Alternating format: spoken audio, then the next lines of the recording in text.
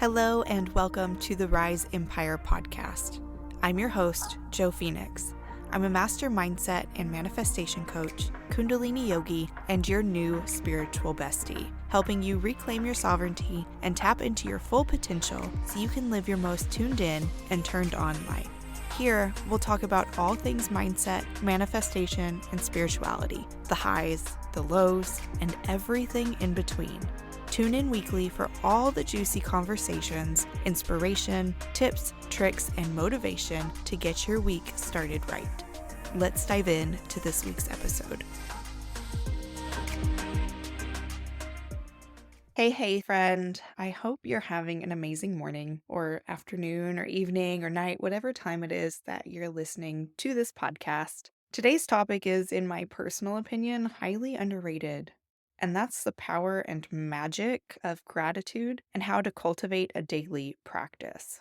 Growing up in a lower middle class family in the States, there were many times that money was super tight. We always had what we needed, but going to school, I'd see some of the other kids who always seemed to have more. The name brand shoes and clothes, and even though in middle school we were wearing uniforms, they were the kids who had Abercrombie and Fitch and the Dooney and Burke bags. And in high school, it was the kids who were always on point with their style. They were all best friends with each other. They were considered the popular kids. And it was easy back then to get caught up in that lack mentality of feeling like you're left out and you don't have what you need or what you want. And now I'm so grateful to have had that experience. But back then, and when I think about those times, I had a few really good friends, and the contrast between their lifestyles was very, very different. We all hung out together. We were all part of the same friend group. And two of these friends in particular, one came from a wealthy family and lived in a prestigious neighborhood, and the other lived in a rundown house, essentially taking care of his two younger siblings on his own because his father was in prison and his mom was rarely ever home. So I was able to see and experience both sides as an outsider. I always knew that things could always be worse and that things could always be better. This time period created a lot of interesting perspectives and beliefs, and while I was grateful for everything I had at the time, I hadn't yet experienced the true depth and power of gratitude. It was still very surface level until about 12 years ago. So what you can expect in today's episode is the benefits of gratitude and why it's so important in manifestation and in your life in general to have a gratitude practice. So what is gratitude in the first place?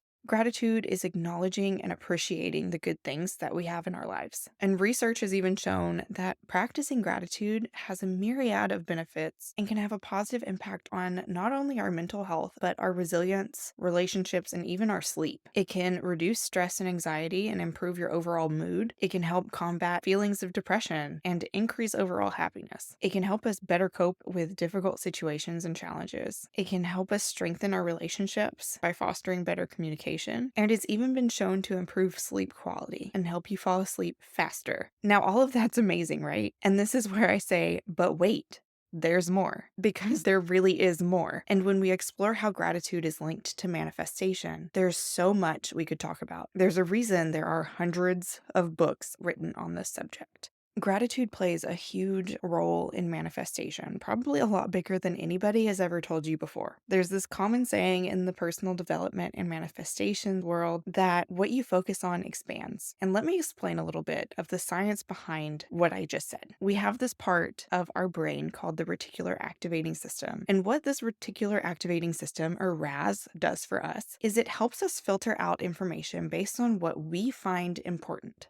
At any given moment throughout our day, we're being bombarded with 2.3 million bits of information per second. Now, that's a lot more information than our conscious mind can handle. So we've learned and adapted how to filter this information. Now, in order to filter this information, our minds either generalize, delete, or distort the information, puts them into those three buckets first, and then it's further filtered by our values, our beliefs, programs and metaprograms, all of our conditioning that we've picked up as we've gone through life. And that 2.3 million bits of information is filtered down to 126 bits. That's a lot of information that's left out. but that's also all the information that our conscious mind can handle. So, what our reticular activating system does is it picks up on the information that we feed it, that we say is important and that applies to us, and then it seeks out supporting evidence to reinforce what we believe. So, have you ever noticed that when you go out and buy a new car, let's say it's a Mercedes, all of a sudden you're driving around town and you see so many Mercedes on the road? Now, is it because everybody else in your town finally decided to get a Mercedes? No, it's because your reticular activating system picked up on the fact that this car, this Mercedes, is now important to you, and it's going to find more evidence in your external environment to support that. So by focusing on what you want, you're signaling to your reticular activating system to start picking up on evidence in your external environment that supports what you now deem as important to you. But the energy behind what you're focusing on is more important than the actual thing you're focusing on itself. If you're focusing on money, but the energy that you have behind it is an energy of lack, like you just don't have enough money, or you can't seem to make ends meet, or you don't know how you're going to make rent, you're going to attract more of that lack because you're focusing on the lack of money. You're focusing on money not being there.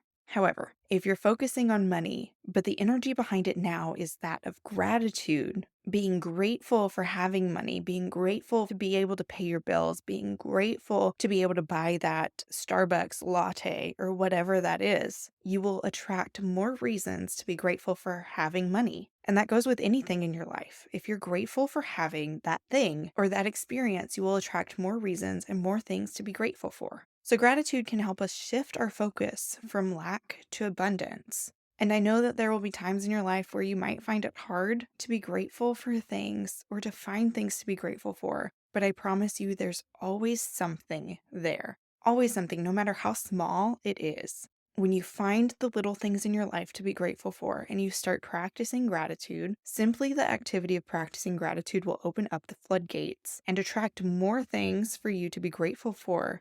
You'll find more and more things in your external environment for you to be grateful for. Now, on the flip side of that coin, if all you can see are things that are going wrong with your life, your reticular activating system is going to pick up more and more things that are wrong with your life. Now, I'm not saying to ignore the things that you don't like in your life because they can be a very good teacher on your journey. It's important for us to have this duality where we can see what we don't want and experience what we don't want so that we know that we don't want it. And then we can create and understand what we do actually want. So if there are things that you don't like in your life, congratulations, you're normal. And you can use those things that you don't like in your life to create something that you do truly want. The purpose of gratitude isn't about bypassing what you're feeling or completely ignoring what's going on with your life. And I firmly believe that there's a lot of toxic positivity and spiritual bypassing going on in the manifestation and spirituality community. And I don't agree with it, but that's a whole episode for another time. The purpose of gratitude and having a gratitude practice is to change your perspective.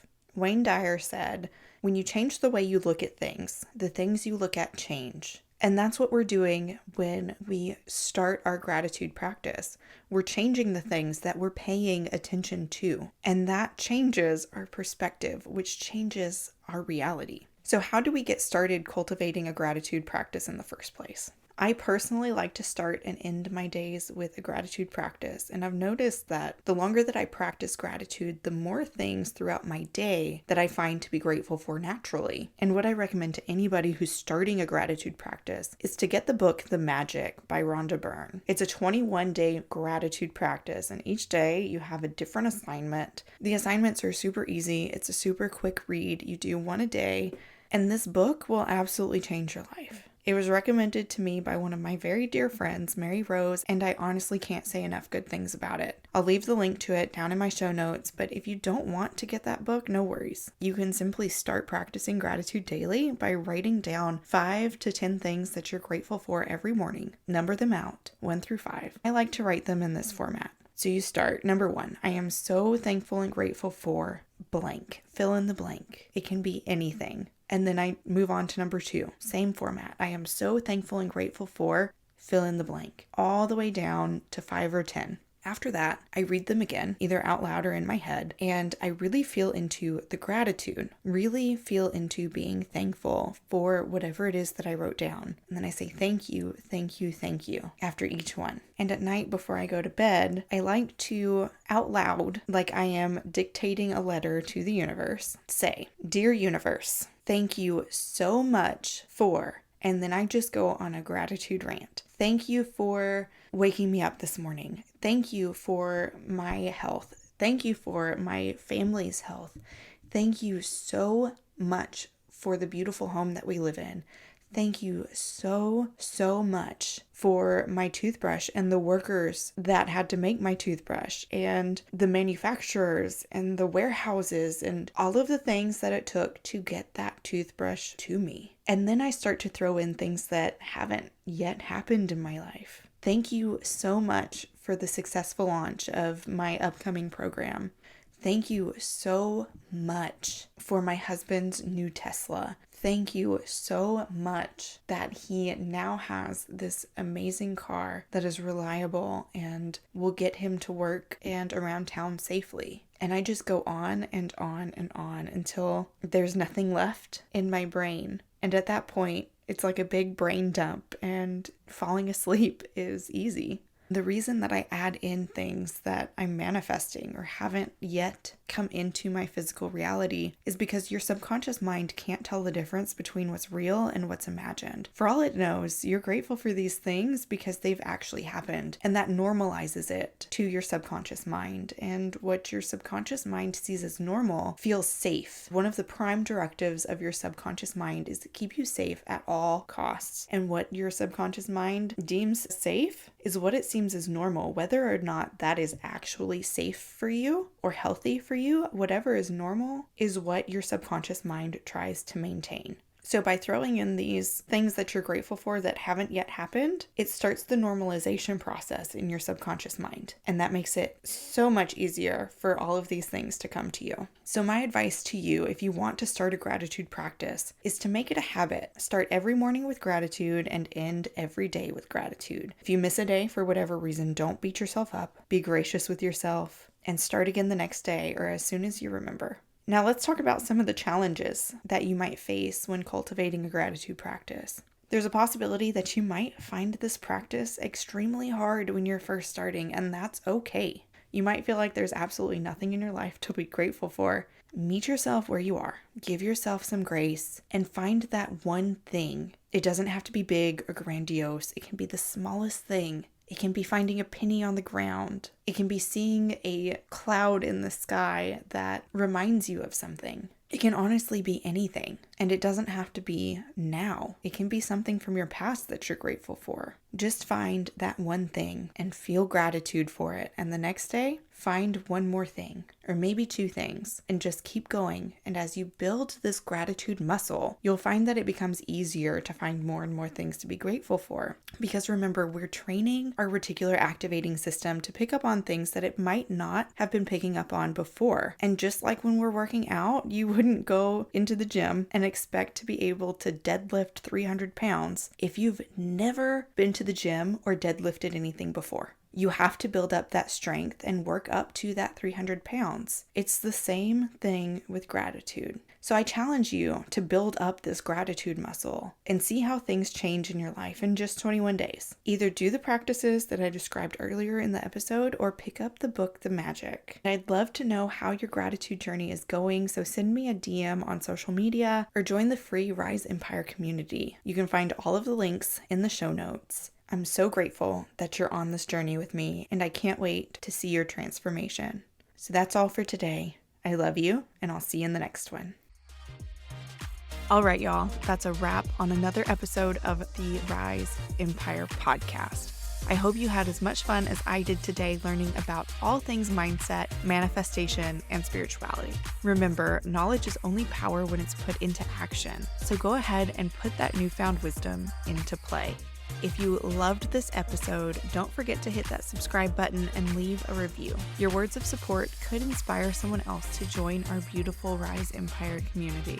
And speaking of community, let's stay connected and continue this conversation on social media. You can find all of the links in the show notes. And remember, The journey to reclaiming your sovereignty and tapping into your full potential is a beautiful one. I can't wait to share more insights, inspiration, and motivation to help you live your most tuned in and turned on life. Until next time, keep rising.